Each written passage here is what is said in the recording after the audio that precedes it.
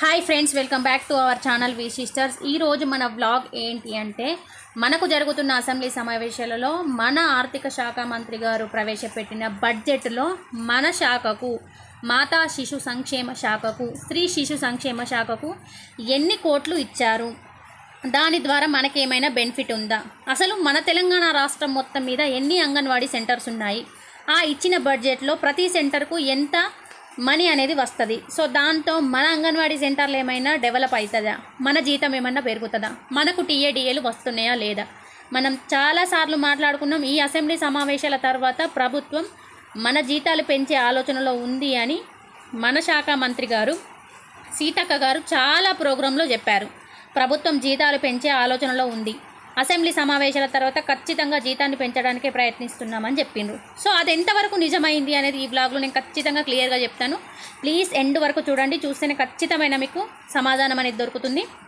మనకిక్కడ మన తెలంగాణ రాష్ట్ర బడ్జెట్లో మొత్తం మనకున్న అంగన్వాడీ సెంటర్సు 35,705 సెంటర్స్ ఉన్నాయి.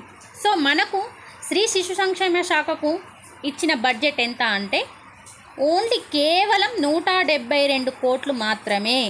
అంటే ఇక్కడ 35,705 సెంటర్లు, 172 కోట్లు డివైడ్ చేసుకోండి. అంటే ప్రతి సెంటర్కి 5,000 రూపాయలు మాత్రమే మనకు బడ్జెట్ నుండి వచ్చిన అమౌంట్ అనేది. ఇప్పుడు నిర్ణయం చేసుకోండి, మన సెంటర్కు ఎన్ని వేలు బడ్జెట్ వచ్చింది అనేది. ఈ 5,000 రూపాయలతో మనం అంగన్వాడీ సెంటర్ను ఏ రకంగా డెవలప్ చేసుకుంటాం అనేది ఒక్కసారి ఆలోచించండి. సో ఇక్కడ మనకేం చెప్పిండ్రు మన అధికారులు, ఎప్పుడు ఎక్కడ ఏ సమావేశంలో మాట్లాడినా బడ్జెట్ తర్వాత ఖచ్చితంగా బెనిఫిట్స్ పెరిగే అవకాశం ఉంది, లేకపోతే మీకు టీఏడిఎల్ ఖచ్చితంగా అమలు అవుతాయి అని చెప్పారు. సో అది ఎంతవరకు పాసిబుల్ అవుతుంది ఒక్కసారి ఆలోచించండి. ఇక్కడ మనం ప్రభుత్వాలు గొప్పలు చెప్పుకోవడానికి మాత్రమే బడ్జెట్ అని చెప్పారు. సో మీకు ఇప్పుడు అర్థమైంది అనుకుంటా. గత ఏడాది కంటే ఈ ఏడాది కేవలం 6-7 కోట్ల తేడాతో మాత్రమే మనకు బడ్జెట్ కేటాయింపు అనేది జరిగింది. సో ఇది ఒకసారి అందరు గమనించగలరు. అంగన్వాడీ కేంద్రాలు దాదాపు అన్ని కేంద్రాలలో సౌకర్యాలు అనేటివి అంతంత మాత్రంగానే ఉంది. జీతాల పెంపుకు సంబంధించి కానీ, కొత్త భవనాల నిర్మాణం కోసం కానీ ఎలాంటి కేటాయింపులు అనేది జరగలేదు. ఇక్కడ మనకు సుప్రీంకోర్టు ఇచ్చిన తీర్పు ఏదైతే ఉందో, బెనిఫిట్స్ పెంచాలని, లేకపోతే మనకు టీఏడిఏలు కల్పించాలని, పిఆర్సీ పెంచాలని. సో ఈ వచ్చే 5,000 రూపాయల్లో ఇది పాసిబుల్ అవుతుందా ఒక్కసారి ఆలోచించండి. ఇంకొకటి, శిక్షణా తరగతుల కోసం అంటే ప్రీ స్కూల్ శిక్షణా తరగతుల కోసం 20,000 కోట్ల రూపాయలు అనేటివి ఇచ్చిండ్రు. ఇంకోటి, నేషనల్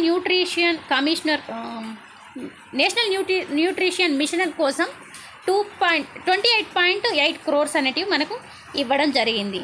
మహిళా సమితి కేంద్రాల కోసం 13 కోట్ల అనేటివి ఇచ్చిండ్రు. ఇక్కడ మహిళల కోసం మహిళా సంక్షేమ ప్రభుత్వం అనేది ఏ విధంగా చూస్తుంది అనేది మనకు క్లియర్గా తెలుస్తుంది. మనకి ఇక్కడ అఖిల భారత మహిళా సంఘం అధ్యక్షులు భువనగిరి జిల్లాలో జంగమ్మ గారు మాట్లాడుతూ మనకి చెప్పిండ్రు, మహిళలపై ప్రభుత్వం చాలా ఘోరమైన వివక్ష చూపెట్టింది అని. అది నిజమే. ఎందుకు అంటే బాధిత మహిళల కోసం, పిల్లల కోసం 10,000 కోట్లను మాత్రమే ఇవ్వడం జరిగింది. మనకు దాదాపుగా మన సర్వేలలో చూడండి, బాధిత మహిళలు ఎంతమంది ఉన్నారు, మనకిచ్చే ఈ 10,000 కోట్లు దేనికి సరిపోతాయో ఒక్కసారి క్యాలిక్యులేట్ చేసుకోండి, మీకు అర్థమైపోతుంది. ఐసిడిఎస్కు సంబంధించి కేవలం స్త్రీ శిశు సంక్షేమ శాఖకు సంబంధించి మాత్రం 162 కోట్లు అనేటివి ఇవ్వడం జరిగింది. అంటే ఇక్కడ మనకిచ్చిన శాఖలో బాధిత మహిళలకు పోను, సర్టిఫైడ్ స్కూళ్ళకు పోను, న్యూట్రిషన్ మిషనరీకి పోను, మనకు మిగిలేది కేవలం 162 కోట్లు మాత్రమే. దీనిలో మన ప్రతి సెంటర్కి ఎంత వస్తుంది అనేది ఇంకా క్యాలిక్యులేట్ చేయండి, అర్థమవుతుంది. సో ఇక్కడ మెయిన్ అంగన్వాడీ సెంటర్లుగా మార్చిన మినీ అంగన్వాడీ సెంటర్లకు జీతం విషయంలో పెంపు కానీ, ఆ స్కూళ్ళ అభివృద్ధి కానీ ఏ విధంగా జరుగుతుంది, వాటి గురించి అసలు ఎక్కడ ప్రభుత్వం ఊసే ఎత్తలేదు.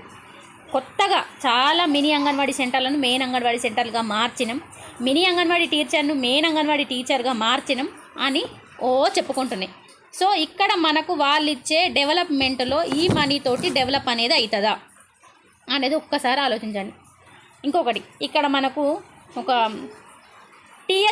యూపీఎస్ అనే విద్యా సంస్థ విద్యకు కేటాయింపులు సరిపోవు అనేవి చెప్తారు. ఎందుకు అంటే పూర్వ ప్రాథమిక విద్యతో పాటు ప్రాథమిక విద్యను కూడా అంగన్వాడీ సెంటర్లలో అందించాలి అనేది నిజంగా ప్రైమరీ స్కూళ్ళకు ఒక తీరని దెబ్బగా మారుతుంది. ఎందుకు అంటే అంగన్వాడీ సెంటర్లో 3వ తరగతి వరకు పిల్లలకు విద్యా బోధన జరిగితే అక్కడ పిల్లలకి చెప్పడానికి టీచర్లు కానీ లేకపోతే అక్కడున్న టీచర్కు వచ్చే పిల్లలకు కానీ ఖచ్చితంగా బర్డెన్ అవుతుంది.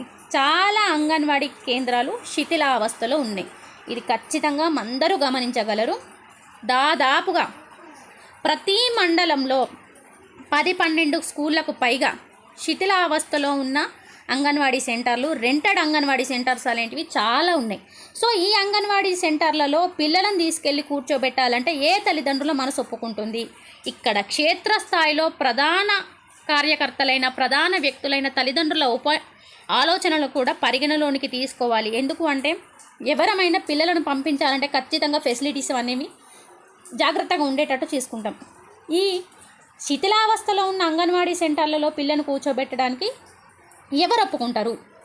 ఒక్కసారి ఆలోచించండి. నిజంగా పూర్వ ప్రాథమిక విద్యను ప్రైమరీ విద్యగా మార్చాలి అనుకున్నప్పుడు ఖచ్చితంగా ఈ ఫెసిలిటీస్ అనేటివి మన ప్రభుత్వం కల్పించాలి. కానీ ఇలాంటి కొత్త భవనాల నిర్మాణానికి కానీ లేకపోతే శిథిలావస్థలో ఉన్న భవనాలను పునర్నిర్మాణానికి కానీ బడ్జెట్ను ఎలాంటిది మనకు కేటాయించలేదు.